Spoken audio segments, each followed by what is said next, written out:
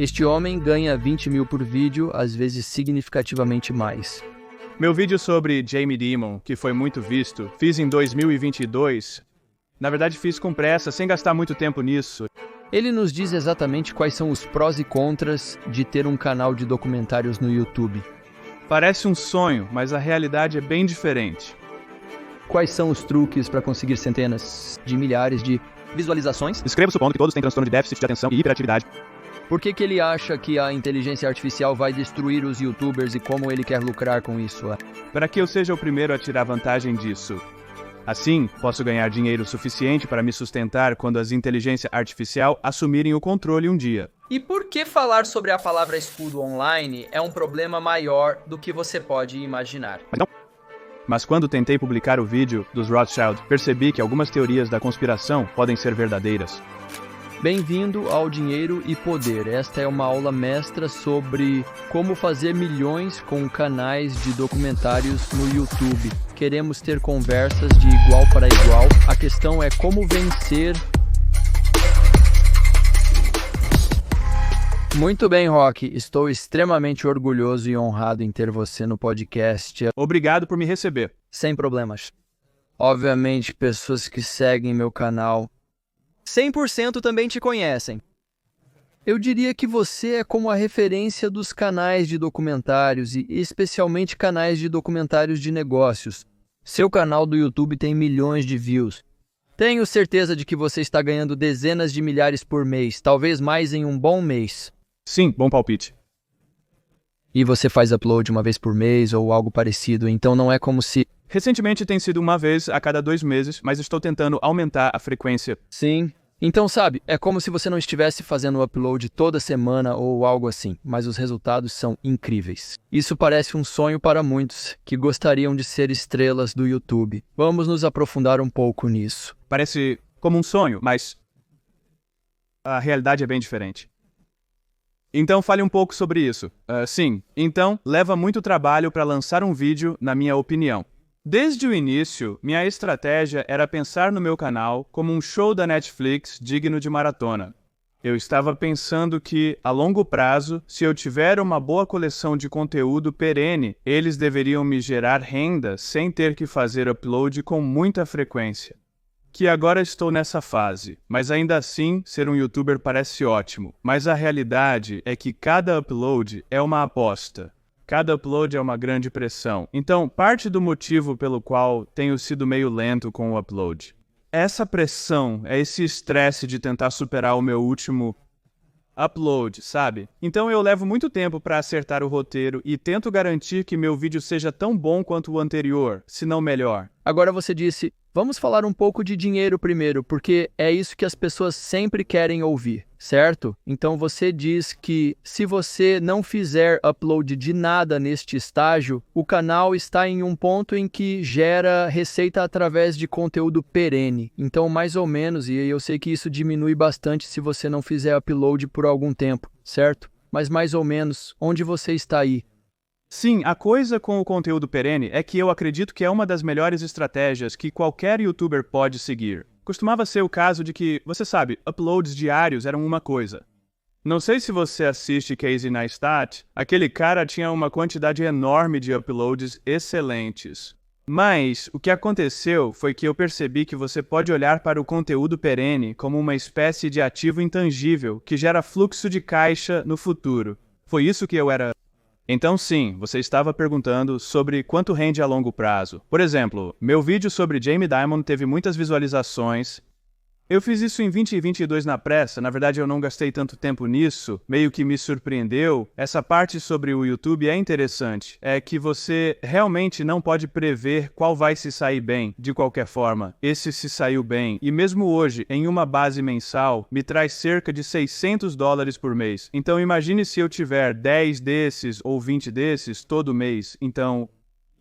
Agora você tem uma noção do quanto vai render sendo uma verdadeira renda passiva, não totalmente, pois ainda é necessário fazer o upload, mas é bem próximo de uma renda passiva. E eu acho que isso também é algo que as pessoas podem mais ou menos calcular para a maioria dos canais, certo? Porque você pode ir em sites como o Social Blade. Sim, Você pode ver quantas visualizações um canal está fazendo em média. E se você conhece o nicho, você pode calcular, você pode estimar o receita por mil ou o custo por mil, então... Mas com canal de finanças, você tem que multiplicar por 2 qualquer número que você vê, porque finanças é um custo por mil bastante bom. Então qualquer coisa que você vê no Social Blade, multiplique por 2. Provavelmente é quanto um canal vai ganhar. Sim, sim. Então qual é mais ou menos, qual é o custo por mil no seu canal ou no seu nicho? Sim, então é diferente em diferentes meses. Então perto do Natal, em 20 e 23 era cerca de 21 a 23 e você divide por 2, dá cerca de $10 de receita por mil, certo? Mas agora em janeiro é como $7 de receita por mil. Então eu não sei se é o mesmo para o seu canal, provavelmente o mesmo. Sim, é mais ou menos o mesmo. Embora eu acho que o canal Megalomédia está em cerca de 650 ou algo assim agora de receita por mil, então é um pouco mais baixo. E eu não verifiquei no Natal, mas o Natal é sempre um momento melhor, certo? Então todos os YouTubers sem rosto estão lançando suas compilações ultra longas, então são vídeos de 3 horas apenas para aproveitar o mercado, certo? As pessoas obviamente podem estimar o que você ganha com o Google AdSense, mas então existem alguns outros canais de receita para você, como criador para você, Finel. Então, quais outros compartimentos existem e quanto isso rende aproximadamente?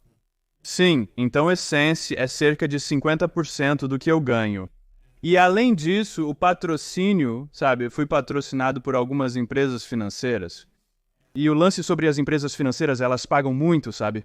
Normalmente, eles têm um bolso mais fundo do que outras pessoas. Isso representa cerca de metade ou mais do meu salário.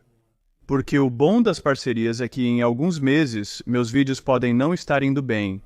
E eu posso ganhar menos no Essence, mas os patrocinadores estão consistentemente pagando a mesma quantia por cada vídeo. E então, bem grosseiramente, quais são alguns CPMs para patrocinadores?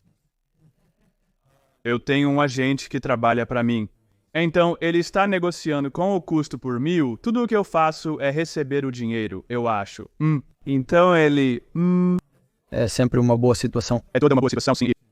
Leva 15%, 18% de corte, mais 10 mil em média para cada vídeo, então às vezes pode ser 12 mil. Mas o que eu gosto de ter patrocinadores é que não é que eles vão te enviar produtos gratuitos. Eu fiz um patrocínio para este aspirador de pó robô e eles me enviaram um aspirador de pó robô. Eu realmente gostei disso. E então para o meu próximo vídeo também estou trabalhando com uma empresa de alimentos, como comida pronta para atletas, coisas assim.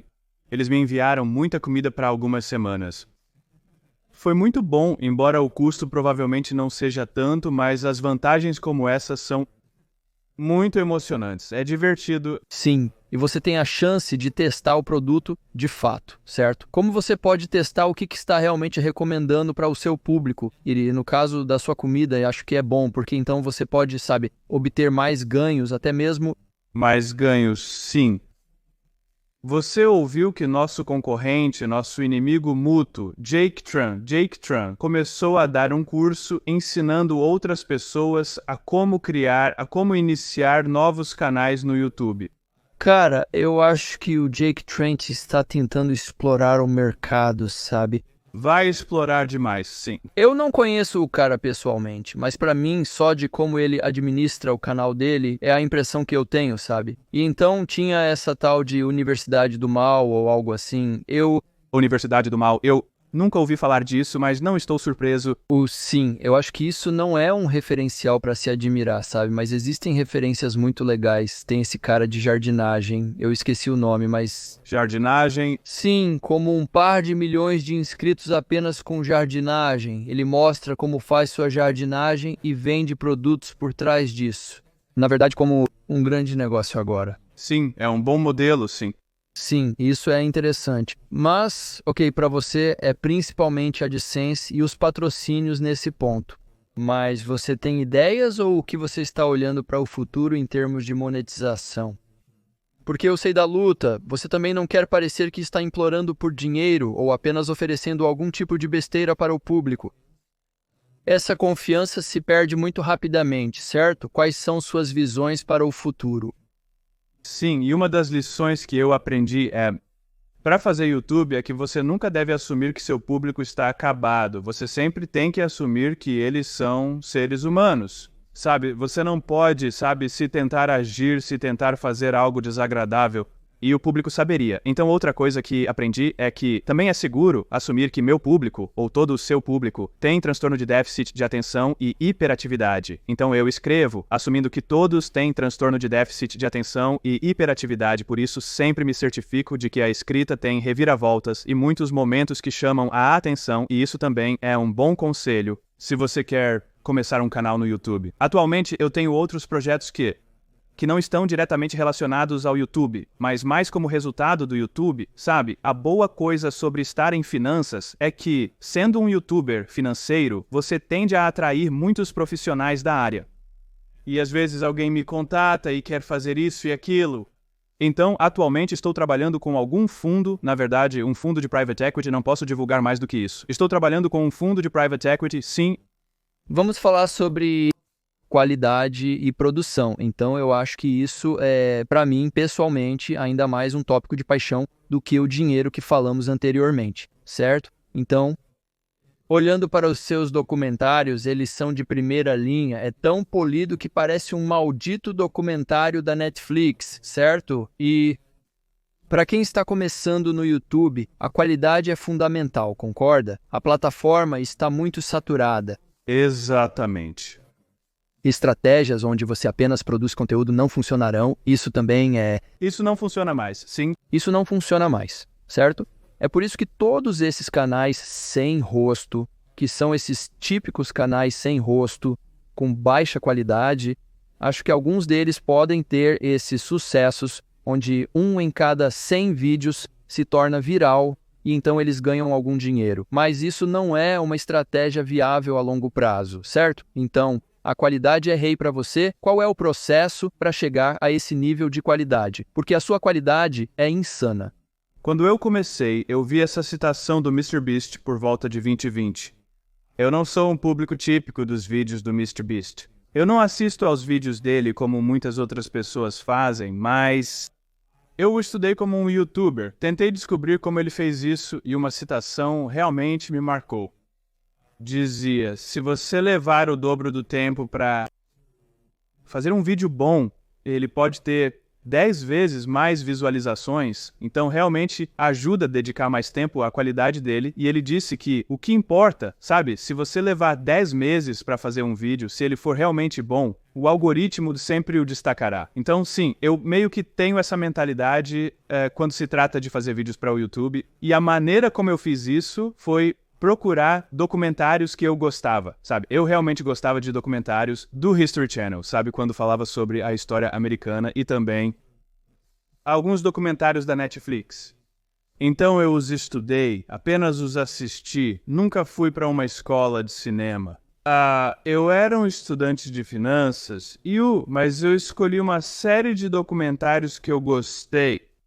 Homem que Bate a América, acho que as pessoas poderiam descobrir que meu estilo é muito semelhante a essa série de documentários, e o que eu fiz foi que eu assisti tudo. Eu os desmontei, estudei cada linha, estudei tudo, tentei descobrir, ok, e você sabe quando adicionar uma exposição, sabe quando criar um plano de estabelecimento e como criar um contínuo. O suspense e conflito. E se você for um público no meu canal, pode notar que o estilo narrativo é sempre como se nunca terminasse. Sabe quando algum conflito acontece com J.B. Diamond, por exemplo, e então quando ele resolve um problema, outro problema surge. Mas tudo isso é baseado em fatos históricos, claro, mas é a maneira como eu contei. É a maneira como eu tento contar, e aprendi tudo isso apenas estudando bons documentários. Sim. E eu vi que você até imprimiu, tipo, storyboards reais, certo? Ou você imprimiu quadros de um determinado filme. O que era isso? Certo. Agora com a inteligência artificial é realmente muito fácil fazer storyboards. Então eu faço, sabe, este é o meu processo. Eu levo uma semana para fazer pesquisas e mais tempo. Eu leio 1 ou 2 livros e então eu anoto todos os principais eventos que aconteceram e então eu transformo esses eventos em um storyboard. Tento descobrir como juntá-los de uma maneira que seja envolvente. Às vezes, uso artes gerativas de inteligência artificial para representar visualmente o fluxo da história. E você pensa visualmente lá, então, em termos do storyboard, então você tem essas diferentes coisas que acontecem, certo? Ao ler esses livros, você se depara com diferentes eventos ocorrendo.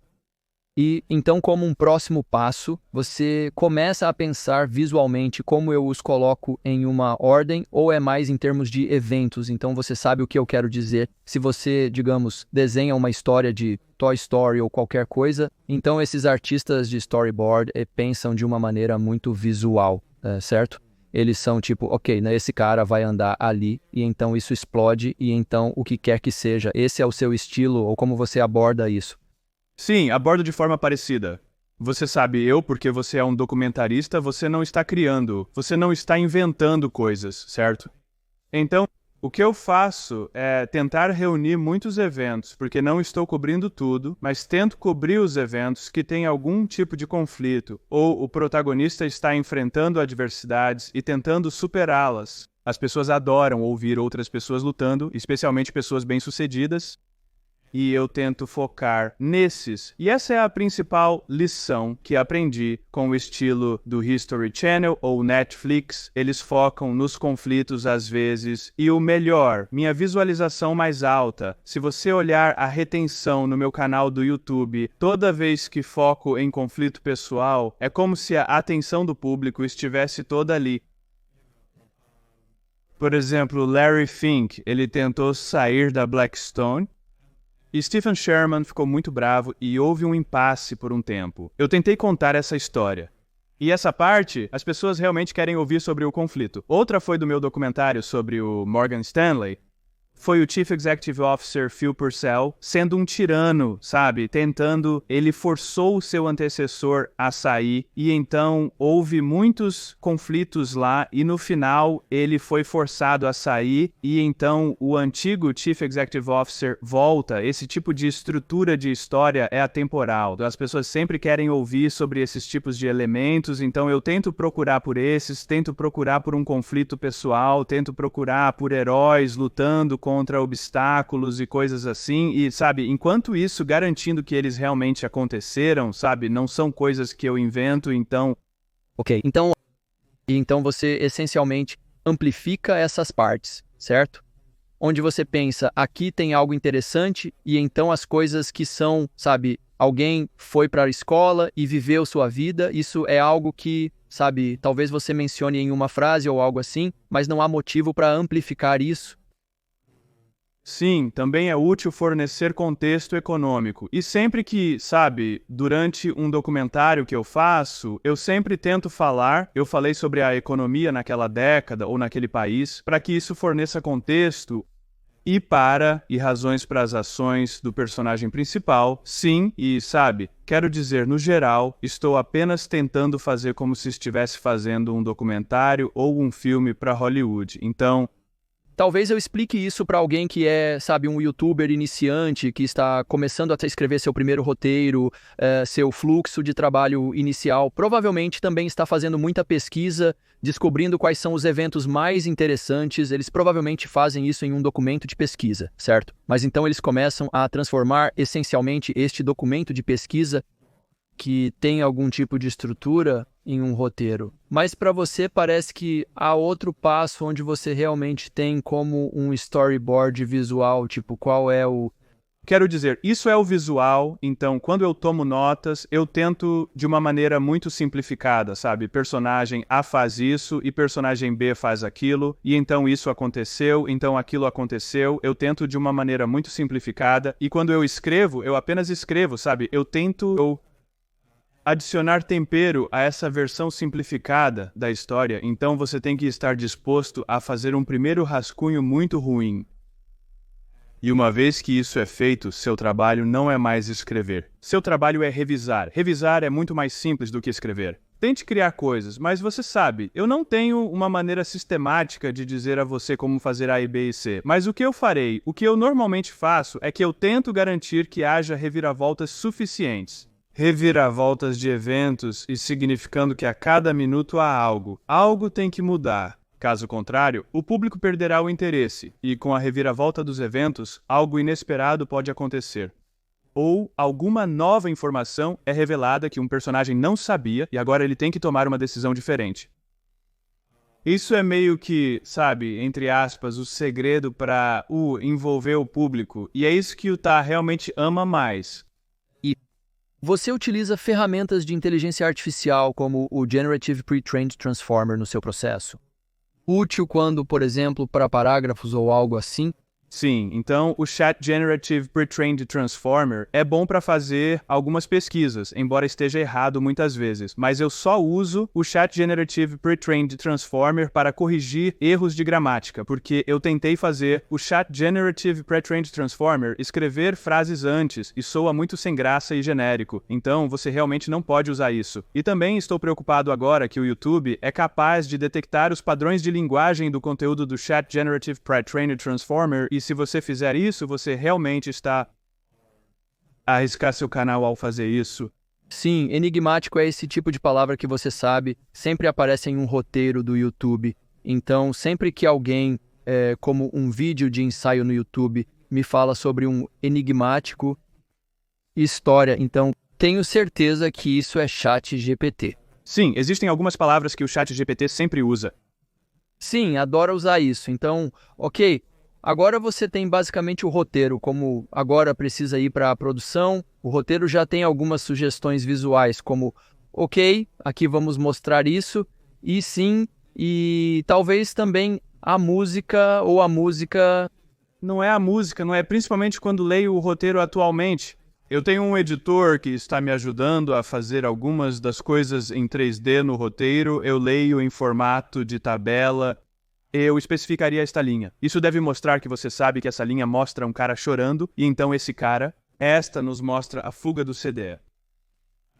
Sim, eu especificaria isso para que meu editor pudesse descobrir, e também é importante incluir outras cabeças falantes e suas próprias cabeças falantes também quando você está contando uma história. Às vezes, o público não sabe o que isso significa ou como reagir. Por exemplo, você sabe meu documentário sobre Jimmy Diamond. Jimmy Diamond dá a volta por cima no Bank One e gera um lucro de 2 bilhões de dólares. Certo, isso é uma afirmação de um fato. Uma vez que essa afirmação de fato surge, é melhor realmente mostrar seu rosto ou o rosto de outra pessoa para reagir a isso. Meu Deus, isso é muito dinheiro. Ele é tão bom. Então ter aquela pequena cabeça falante ali, na verdade mostra ao público, literalmente, anima o público para reagir adequadamente. E eu especifiquei, por exemplo, se eu mencionasse cartão de crédito, eu adoraria encontrar a cabeça falante que explica como funciona o cartão de crédito que eu tenho no YouTube e, em outros documentos, tento encontrar uma cabeça falante se eu não consigo encontrar, então eu filmo eu mesmo, sabe? É quando eu apareço em um documentário, então, para fornecer exposição. E esse é outro passo. Uma vez que você escreve um roteiro, vai encontrar as cabeças falantes, encontrar imagens de âncoras de notícias. Sim, Eu acho que isso é muito valioso para as pessoas que estão começando com esses ensaios em vídeo ou documentários. Sabe, o que você disse sobre cabeças falantes, porque isso faz apenas refresca todo o vídeo, faz uma grande diferença, mas o motivo pelo qual os vídeos de reação são muito populares é pelo mesmo motivo que você também quer ter elementos de reações em seu próprio documentário. Você está falando sobre certos eventos ou fatos e alguém está reagindo. É realmente muito bom, sabe? É que funciona. Envolve o público. Então, para concluir, que conselho você daria para novos YouTubers que estão começando, especialmente neste formato de documentário ou vídeo ensaio? Sim, minha opinião é que não existe uma maneira certa de fazer vídeos. Vejo muitos outros YouTubers que estão fazendo vídeos incrivelmente envolventes e que têm um estilo completamente diferente do meu. E então você realmente apenas estuda, sabe? Escolhe os que você gosta e os analisa para ver como são feitos. É realmente simples assim e é muito tedioso e chato, mas se você é realmente apaixonado por isso e pode ir às milhas extras, e eu chego a quase memorizar alguns dos roteiros de documentários que eu gosto para que eu meio que me treine para falar como o narrador, sabe? Para escrever em um tom que as pessoas acham refrescante refrescante, sabe? Para onde você acha que a inteligência artificial está indo com tantas novas ferramentas disponíveis para produção e edição? Você usa algumas delas? Qual sua opinião sobre o futuro da inteligência artificial nesse cenário? Sim, eu me preocupo com isso. Então, é por isso que tento ficar na vanguarda do desenvolvimento de inteligência artificial, para que eu seja o primeiro a tirar proveito disso e para que eu possa ganhar dinheiro suficiente para que um dia, quando as inteligências artificiais assumirem, eu tenha algum sobrando para me sustentar. Então, sou pessimista sobre a inteligência artificial ser capaz de fazer tudo, mas antes que isso aconteça, é preciso garantir que se ganhe e guarde algum dinheiro. Posso prever que a inteligência artificial se tornará extremamente avançada em pouco tempo. Mas, no final das contas, esta é uma parte reconfortante. A inteligência artificial ainda não é capaz de montar uma narrativa que ressoa com os seres humanos. É uma tarefa complicada que requer experiência humana, compreensão das emoções humanas. Se você pedir para a inteligência artificial escrever um roteiro agora, será sem graça porque ela não tem a experiência de vida dos humanos. E você ainda pode ser a única coisa em que pode se destacar nos próximos 5, 10 anos, talvez, é realmente se tornar bom em contar histórias, sabe? Contar uma história de uma maneira que impacte as pessoas de uma maneira muito profunda, sabe? Não apenas chamar a atenção, mas também inspirá-los e fazê-los pensar. Então, quero dizer, o que fazemos também é como construir canais no YouTube, certo? E fazemos isso para o nosso próprio portfólio, mas também para outras empresas. E uma coisa que também dei como uma nova direção há alguns meses é que precisa ser qualidade em primeiro lugar. Qual é o ponto de ter um canal que talvez funcione agora pelos próximos 6 meses ou mais, gera alguns milhares de dólares por mês, mas está condenado a morrer mais cedo ou mais tarde devido à mediocridade? Certo, e você realmente não pode escalar isso para algo grande, sabe? Você realmente não pode construir algum tipo de negócio em cima disso. Esse canal está condenado a morrer e está trazendo muita complexidade para a equipe. Então eu estou 100% com você e isso só vai piorar novamente. Como você define qualidade? Eu tenho um simples indicador de qualidade que quase sempre funciona para qualquer canal e qualquer vídeo. E isso é quando você recebe comentários que são algo do tipo: caramba, por que esse canal tem tão poucos inscritos? Certo? Sim, isso é bom, é um bom indicador. Sim, eu digo aos clientes, se você receber comentários como este, você sabe, ou você merece muito mais visualizações ou algo assim, você sabe, ok, você está realmente no caminho certo. Porque só se você receber esses tipos de comentários, seu conteúdo provavelmente é excepcional o suficiente para o nicho que é ocupando e... Se você receber esses comentários consistentemente, está no caminho certo. Mas o que significa qualidade? Obviamente é sempre, você sabe, diferente, mas eu concordo completamente com tudo que você disse. Em termos de, você sabe, qualidade de documentário financeiro... E eu estou muito impressionado com, você sabe, seu processo. Você deve ter notado com o seu... Quero dizer, você publicou um vídeo sobre Rothschild e ele simplesmente viralizou completamente. E você deve ter notado, sabe, para tópicos como Rothschild ou BlackRock, há muitas pessoas pensando certas coisas sobre essas empresas.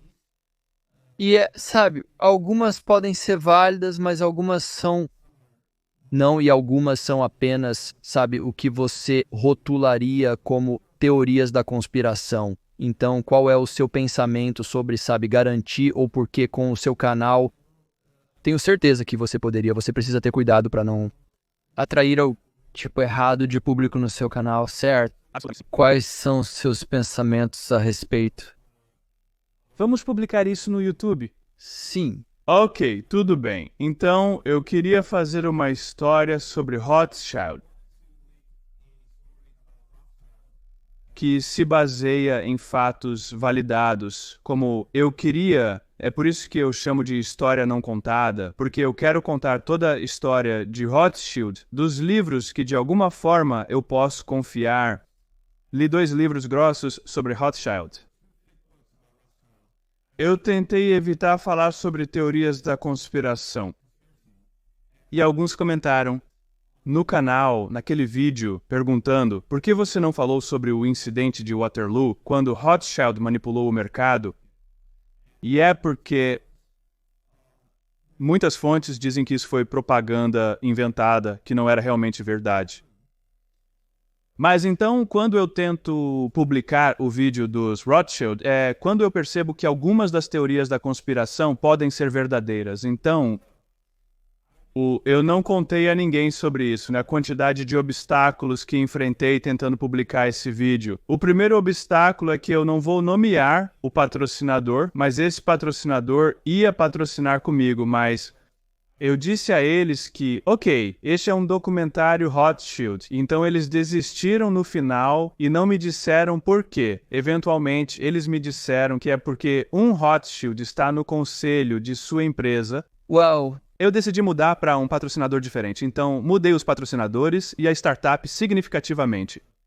Um patrocinador diferente de qualquer maneira. E então, quando eu apertei o botão publicar, o YouTube disse que este vídeo é limitado. Você não pode monetizar, não só não pode monetizar, mas também é limitado, como certas regiões não podem exibir. E então eu fiquei tipo, né, o que está acontecendo? E eu verifiquei o título. O título claramente diz Rothschild nele, que você sabe. O segredo é o até ele ser Rothschild. E então, meu amigo me disse para apenas remover a palavra Rothschild do título. E eu removi Rothschild do título. E acho que até te mandei uma mensagem perguntando sobre isso durante aquele incidente. E depois de lutar e consertar o vídeo também e consertar a miniatura também. E eu tive que rebaixar isso de 4K para 2K e mudando muitas coisas, e então o vídeo finalmente foi publicado. Uau! Então a quantidade de obstáculos que eu enfrentei, eu nunca enfrentei essa quantidade de obstáculos tentando publicar um vídeo. O fato de que era com o documentário dos Rothschild e foi tão difícil para mim publicá-lo, mostra que essa família provavelmente tem algum tipo de influência que nós não sabemos. Sim.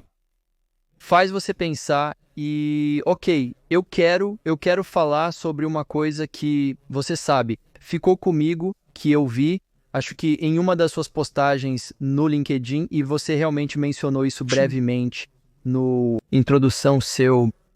Objetivo era ou é construir um Netflix para filmes de negócios, então isso ainda é a visão. E você sabe o que te inspirou a fazer isso? Sabe, cheguei a essa conclusão que, em termos de história fictícia, elas são tão bem feitas. Sabe, Hollywood é toda sobre histórias fictícias, e você sabe que os conteúdos lá fora são muito bem feitos, mas quando se trata de não ficção, a qualidade é muito baixa. O que quero dizer com isso é que a qualidade da produção está lá, mas a Netflix de alguma forma mudou isso, porque a Netflix foi por um tempo conhecida por ter documentários não ficcionais de alta qualidade. Sabe, alguns documentários na Netflix são realmente bons porque eles aplicam as mesmas técnicas de narrativa, o mesmo padrão de produção para fazer documentários. E também percebi que no campo das finanças na história da economia existem muitas mais histórias que não são contadas. Como você sabe, histórias dramáticas, batalhas corporativas, aquisições e tantas histórias interessantes acontecendo na história econômica da América que ainda não foram contadas e que ainda não foram transformadas em documentários. E foi quando eu percebi que eu poderia fazer isso. Então, aplicando boas técnicas para desenvolver boas histórias econômicas. Sim. E você acha que é realmente viável construir isso como um negócio para, digamos, construir um serviço real? Acho que seria como um serviço com paywall para, sabe, assistir documentários de negócios, ou isso é muito nicho? Sim, a preocupação é que seja muito nicho, mas por outro lado, há a Bloomberg, que era apenas uma grande rede de televisão sobre finanças, há a National Broadcasting Company e há até uma empresa mais nicho que está indo muito bem, a Masterclass.org.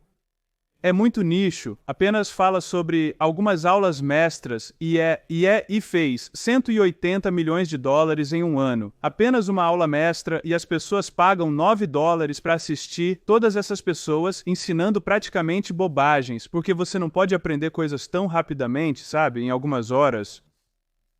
Mas sim, se você fizer bem, eu acho que ainda não comecei a executar isso tão bem quanto eu.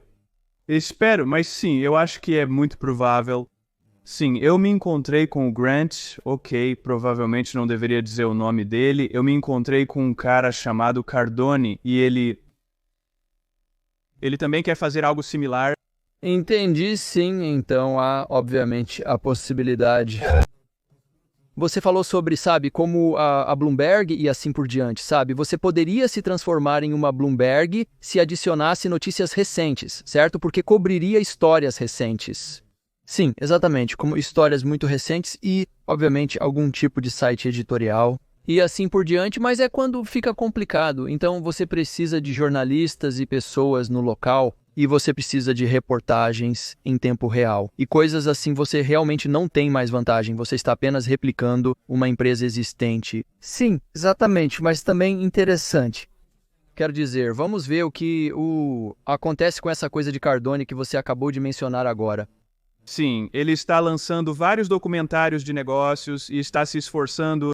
Sim, quero dizer, da última vez que verifiquei o canal dele, não era muito impressionante. Não estou tentando criticá-lo ou algo assim, mas não era muito impressionante em termos de documentários. Está fazendo mais como uma coisa de rede de televisão, sim. Eu não acho que posso revelar mais nada, porque esses planos ainda não foram executados por eles, sim. Sim, não quero ser processado. Eu conheço algumas pessoas que também estão fazendo negócios interessantes. Eles estão basicamente licenciando documentários que, você sabe, né, foram transmitidos na televisão e então eles estão distribuindo através de muitos canais diferentes, mas mais como esses canais nativos online e, obviamente, também no YouTube. E eles não estão fazendo centenas de milhões, mas estão lucrando milhões, o que é um bom negócio. Uma coisa que eu definitivamente queria perguntar a você é sobre personalidades financeiras. Você está retratando metade do mundo das finanças. Para você, pessoalmente, quem são as suas principais personalidades financeiras e por quê? Sim, depois de estudar todas essas pessoas de finanças, percebi que a maioria delas não sabe de nada, ha. E há alguns que nós realmente conhecemos, ok. E Stanley Druckenmiller, em termos de macro, cara de hedge fund macro, ele realmente sabe, ele tem um conhecimento e habilidade reais, e você sabe, a maioria dos gestores de hedge funds não superam o S&P 500, mas esse cara conseguiu retornar 30% ao ano por 30 anos, eu acho. O que é incrível. E então, Carl Icahn, eu também admiro. Seu carro, um segundo em Druckenmiller, eu acho. Nós tínhamos como, em um ponto, estávamos pensando em fazer um documentário sobre ele, e o título de trabalho era O Bilionário, que os bilionários admiram porque ele parece ser, como você sabe, ele é o tipo de cara que as pessoas de finanças que fizeram bilhões ainda olham para esse cara porque eles sabem que ele está trazendo os números. Sim, ele tem o que é chamado de uma vantagem real, e então Carl Icahn descobriu que ele poderia obter retornos exorbitantes por você. Sabe, intimidação ou fazer o que ele está fazendo, ele também sabe o que está fazendo, sabe? Você prefere Carl Icahn a Bill Ackman? Não, Bill Ackman não é... Ele é problemático como gestor de hedge fund bem-sucedido. Não costumava ser, mas seu histórico a longo prazo realmente não é tão bom se você pensar sobre isso, sabe? Isso é verdade, mas ele fez ótimas apostas, especialmente, sabe, durante crise, certo?